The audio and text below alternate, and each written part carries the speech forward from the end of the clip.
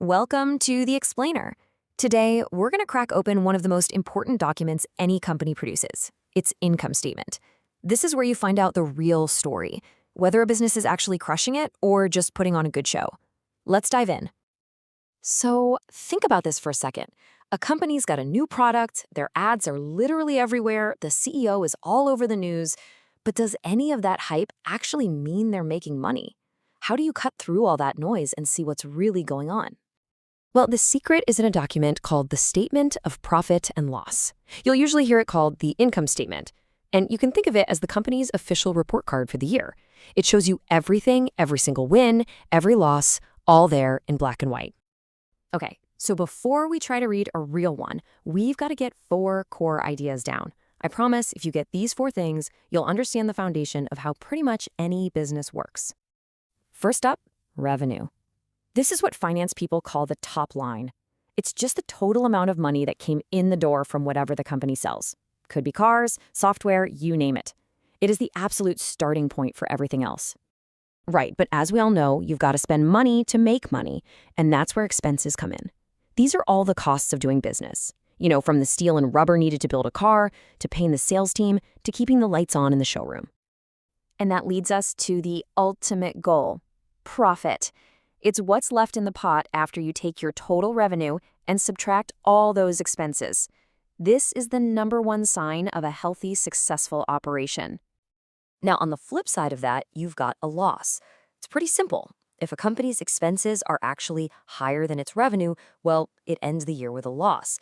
It basically means they spent more money just running the business than they brought in from customers. All right, so those ideas are pretty straightforward, but let's make it super practical.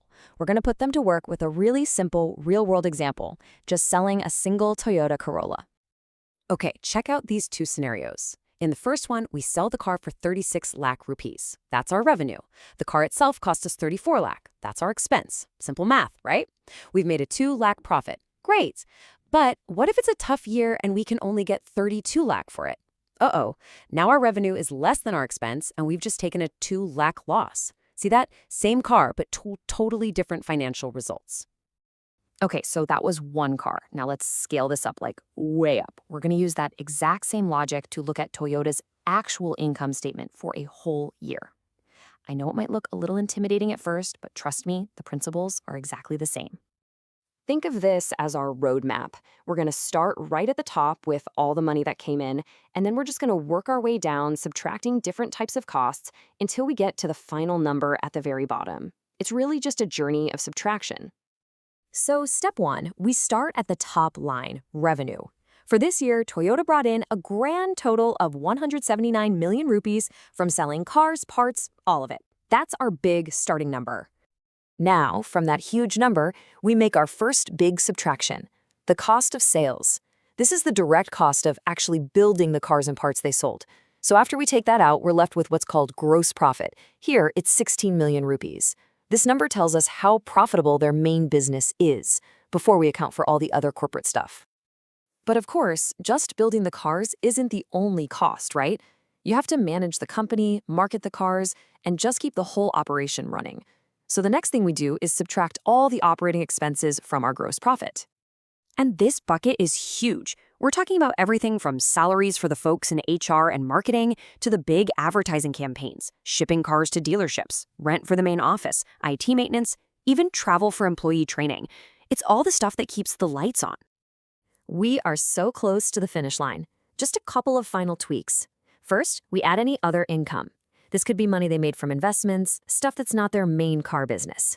Then, we subtract finance costs, which is mostly the interest Toyota has to pay on any loans it has. All right, so after all of that, after all the money from sales, subtracting the cost of the steel, the factory workers, the salaries, the rent, the interest payments, we are finally ready to find out the real answer. What's the final score for the year? Whoops, spoke too soon. There is one last hand in the cookie jar before we're done. Taxes. The government gets its share of the profits. And for Toyota, that was a tax bill of about 5.3 million rupees. And here we are, the bottom line. After starting with 179 million in revenue and paying for absolutely everything along the way, Toyota was left with a net profit of 12.8 million rupees. This one number, This is the ultimate measure of how they performed for the entire year. So, let's just pause for a second. What have we actually learned from going through all those steps? What is the story that these numbers are telling us? Think about the journey we just took.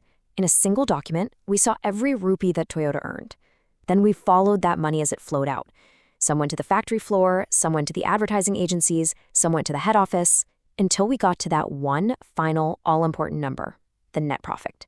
It's a complete financial story, all on one page. See, the income statement isn't just a boring list of numbers. It's a narrative. It's a tool that lets you understand a company's journey over a whole year.